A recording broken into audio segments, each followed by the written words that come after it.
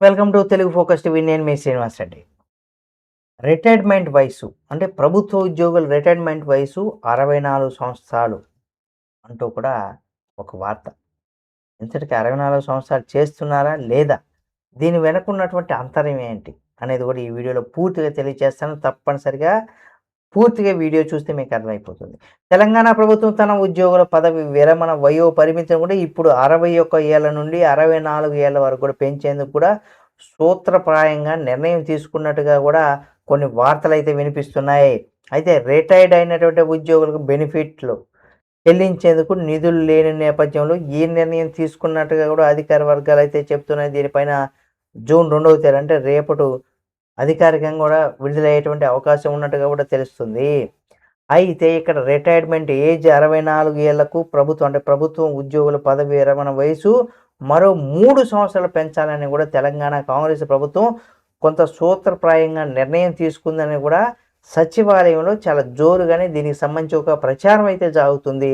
ఇటువంటి విషయంలో ప్రకటన చేయడం తరువాయిగా ఉంది. మరి ఉన్నతాధికారులు ఈ విషయానికి సంబంధించి చెప్తున్నారు. రాష్ట్ర అవతరణ దినోత్సవం నాడు అంటే జూన్ 2వ తేదీ లేదా ఆ తర్వాత ఎప్పుడైనా సరే నిర్ణయం వెలువడేటువంటి అవకాశం ఉన్నాయని కూడా అంటున్నారు. ప్రస్తుతం తెలంగాణలో ఇక్కడ ప్రభుత్వం ఉద్యోగులు ఎవరైతే ఉన్నారో పదవి విరమణ వయసు 61 సంవత్సరాలు ఉంది కాబట్టి ప్రస్తుతం అందుతున్నటువంటి సమాచారం ప్రకారం దీన్ని 64 సంవత్సరాల వయసు కూడా పెంచనున్నారని రాష్ట్రంలో ప్రభుత్వం విభాగంలో సుమారు 3,56,135 మందికి పైగా శాశ్వత ఉద్యోగులు వివిధ స్థాయిలో విధులు అయితే నిర్వహిస్తున్నారు. రిటైర్డ్ అయినటువంటి తర్వాత ప్రభుత్వ ఉద్యోగులు సర్వీసు పొడిగింపు ఉండబోదని కూడా 2025 జూన్ నెలలో జరిగినటువంటి మంత్రి మండలి సమావేశంలో నిర్ణయం తీసుకున్నారు. అయితే కాంగ్రెస్ ప్రభుత్వం వచ్చిన తర్వాత జరుగుతున్నటువంటి ఈ ప్రచారానికి కూడా ఫుల్ స్టాప్ పడింది. అయితే తెర వెనుక మాత్రం 3 సంవత్సరాలు సర్వీసు పొడిగింపు ప్రతిపాదన సిద్ధం చేసి పెట్టారని కూడా కొంతమంది అయితే ముఖ్యంగా విశ్వసనీయ వర్గాల ద్వారా కూడా తెలుస్తున్నట్టుగా కూడా కొన్ని వార్తలు సోషల్ మీడియాలో బాగా వైరల్ అవుతున్నాయి. ప్రభుత్వ ఉద్యోగులతో పాటుగా అవుట్‌సోర్సింగు, కాంట్రాక్టు, డైలీ వైజు అలాగే ఎన్ఎంఆర్ గౌరవ వేతనంతో సుమారు 4,00,000 మంది వరకు కూడా రాష్ట్ర వ్యాప్తంగా పనిచేస్తున్నారు. ఈ ఉద్యోగుల వివరాలు ఆధార్‌తో అనుసంధానం చేసేందుకు కూడా మాజీ ప్రభుత్వ కార్యదర్శి అయినటువంటి శాంతికుమార్ గారి ఆధ్వర్యంలో ఒక కమిటీని కూడా వేశారు.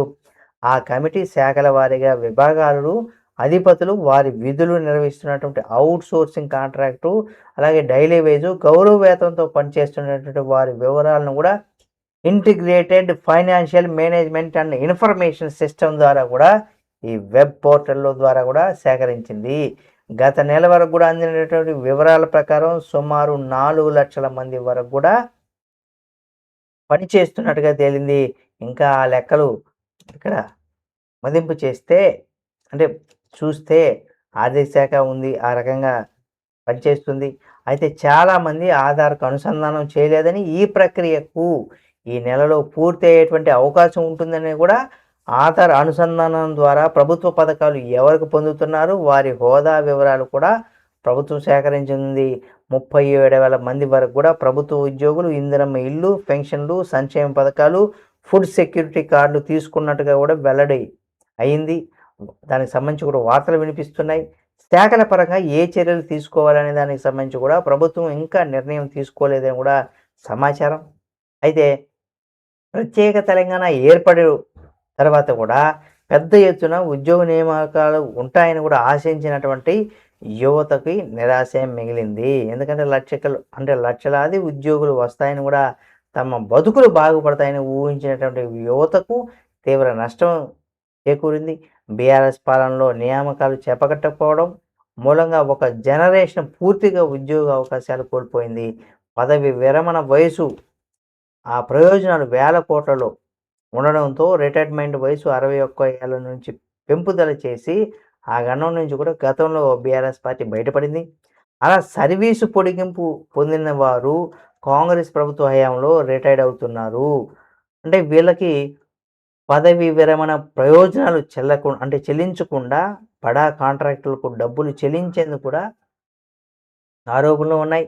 ఆర్థిక శాఖ వద్ద అంటే ఇక్కడ వేల కోట్ల రూపాయలు పెండింగ్ బిల్లులు రిటైర్డ్ అయినటువంటి వారికి, సర్వీసులో ఉన్న వారికి కూడా ఉన్నాయని, ప్రతి నిత్యం వందల మంది రిటైర్డ్ ఉద్యోగులు బీఆర్ఎస్ అంటే బీఆర్ అంబేద్కర్ తెలంగాణ సచివాలయానికి వచ్చి ఇక్కడ కొంత వాళ్ళు వచ్చి రిక్వెస్ట్ చేసి ఇవ్వాలని కోరి వెనక్కి వెళ్ళిపోతున్నారు. మరి కాంగ్రెస్ ప్రభుత్వం ఏర్పడిన తర్వాత కూడా ఉద్యోగులు నోటిఫికేషన్ వేస్తారని కూడా, అలాగే జాబ్ క్యాలెండర్ ప్రకటిస్తారని ఊహించిన వారికి మొండి చేయి ఇచ్చింది. ఆర్థిక పరంగా నిధులు సర్దుబాటు కాకపోవడం, వచ్చినటువంటి డబ్బులను కాంట్రాక్టర్లకు మళ్లించడం మూలంగా మిగతా చెల్లింపుకు సంబంధించినటువంటి సమస్యలు వస్తున్నాయని కూడా అధికార వర్గాలు చెప్తున్నాయి. ఈ గండం నుంచి గట్టెంకేందుకు తెలంగాణ కాంగ్రెస్ ప్రభుత్వం ఉద్యోగుల పదవి విరమణ వయసు 61 సంవత్సరాల నుండి 64 సంవత్సరాలు కూడా పెంచనున్నట్టుగా నిర్ణయించినట్టుగా కూడా కొంత విశ్వసనీయ వర్గాల ద్వారానే తెలుస్తుంది. అయితే ఈ నిర్ణయం ఈ ఏడాది జూన్ 2వ తేదీ నుంచి కూడా లేదా ఆ తర్వాత ఎప్పుడైనా ప్రకటన వెలువరిస్తారని కూడా ఉద్యోగ వర్గాల్లో చాలా జోరుగా చర్చ నడుస్తుంది. జూన్ నాటికి కాంగ్రెస్ ప్రభుత్వం ఏర్పడి 2 సంవత్సరాలు అవుతుంది కాబట్టి, అంటే 3 సంవత్సరాలు పొడిగింపు మూలంగా ఆ భారం వచ్చే సర్కార్ పైన ఉంటుందని ముందే అంటే ముందు చూపుతో కూడా ఈ భాగంగా కూడా నిర్ణయం తీసుకున్నట్టుగా కూడా తెలుస్తుంది. అదే కనుక జరిగితే కాంగ్రెస్ ప్రభుత్వం సరే వచ్చేసారి కాంగ్రెస్ ప్రభుత్వం వస్తే ఆ పదవి విరమణ వరకు ఇది గుదిబండగా మారుతుంది. అంటే లేదు రిటైర్మెంట్ అయినటువంటి వారి ఈ బిల్లులు ఏవైతే ఉన్నాయో సుమారుగా మనం చూసినట్లయితే 10,000 కోట్ల వరకు కూడా ఉంటుందని కూడా అంచనా వేస్తున్నారు. పొరపాటున వచ్చే ఎన్నికల్లో ప్రస్తుత కాంగ్రెస్ ప్రభుత్వం కాకుండా కేసీఆర్ సర్కారు గతంలో వయసు పెంపు ఈ పదవి విరమణ నుంచి కూడా వేల కోట్ల రూపాయలు ఉండడంతో, అది కాళేశ్వరం ప్రాజెక్టు కానీ ఈ చెల్లింపులు ఉండడంతో కూడా అప్రమత్తమై కేసీఆర్ ప్రభుత్వం రిటైర్మెంట్ పైన కూడా 2021 మార్చి నెలలో కూడా ఉద్యోగుల పదవి విరమణ వయసు 58 నుండి కూడా 61 చేసి పెంచుతూ కూడా ఆదేశాలు జారీ చేసింది. దీంతో రిటైర్డ్ అయ్యే వారి సంఖ్య గణనీయంగా పడిపోయింది. రిటైర్డ్ అయ్యేటువంటి వారికి సకాలంలో చెల్లించకపోవడం, ఆ బకాయిలు ఇక్కడ ఒక పెద్ద గుట్టలాగా అధికారంలోకి వచ్చినటువంటి కాంగ్రెస్ ప్రభుత్వం ఒక గుదిబండలాగా మారిపోయింది. ఇక్కడ టీజీపీఎస్సీ నోటిఫికేషన్ అనుమానాలు ఉన్నాయని, ప్రభుత్వ ఉద్యోగులు పదవి విరమణ వయసు 61 నుండి 64 ఏళ్లకు పెంచితే ఆ నిర్ణయం కనుక తీసుకుంటే టీజీపీఎస్పీ ఉద్యోగుల నియామకాలు ఉండకపోవచ్చని, జాబ్ క్యాలెండర్ కూడా అనుమానమైనని వ్యాఖ్యలు అయితే వినిపిస్తున్నాయి. అయితే ఉద్యోగుల పదవి విరమణతో కూడా ఖాళీలు ఏర్పడతాయని అనుకున్న వారికి ఇప్పుడు కాకపోయినప్పుడు కూడా కొత్త ఉద్యోగులు ఎలా వస్తాయని కూడా సచివాలయ వర్గాల్లో వ్యాఖ్యలు అయితే చాలా జోరుగానే సాగుతున్నాయి. మరి కాంగ్రెస్ ప్రభుత్వం దిగిపోయే వరకు కూడా ఎలాంటి నియామకాలు ఉండబోవని కూడా దీన్ని బట్టి చూస్తే ఒకవేళ పెంచితే ఈ 3 ఏళ్ల పాటు జూన్లో పెంచితే ఇంక 3 ఏళ్ల పాటు ఉంటుంది.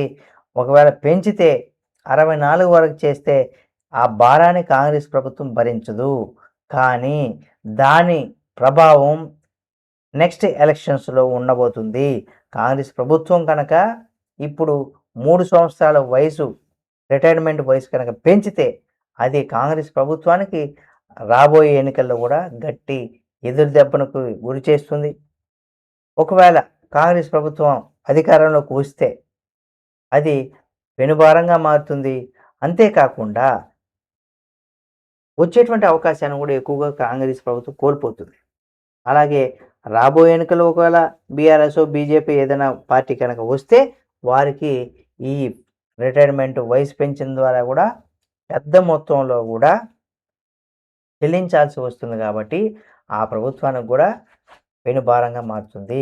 మరి నిజంగా ఈ భారాన్ని మోసి ముందుకు వెళ్తుందా, లేదా రిటైర్మెంట్ వయసు ఎక్కువ చేస్తుందా అనేది కూడా కాంగ్రెస్ ప్రభుత్వం ఎలాంటి నిర్ణయం తీసుకుంటుందనేది కూడా రేపట్లో మనకు తెలుస్తుంది. చూద్దాం ఏం జరుగుతుంది ఏమనేది కూడా ఈ వీడియో మీకు నచ్చితే లైక్ చేయండి. మరిన్ని వీడియోల కోసం మన Telugu focus TV channel subscribe చేసుకొని పక్కనే ఉన్న బెల్ బటన్ ఒకటి మాత్రం మర్చిపోకండి.